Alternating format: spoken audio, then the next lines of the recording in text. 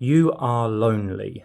And I know this is awkward because I'm just a random guy that's popped up on your social media feed, but I want to tell you that this is in fact one of the biggest opportunities that you have right now. And this is what often many people don't see because yes, you feel despair, it feels uncomfortable, especially in the evening and at night time.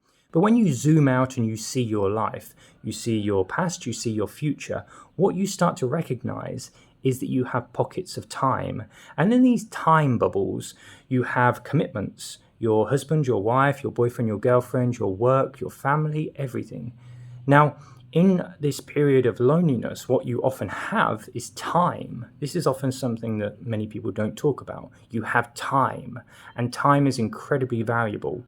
So in that time, you can use that to find yourself, discover or rediscover who you are. And there's not going to be many opportunities in your life where you have this period of being in this dark and down time.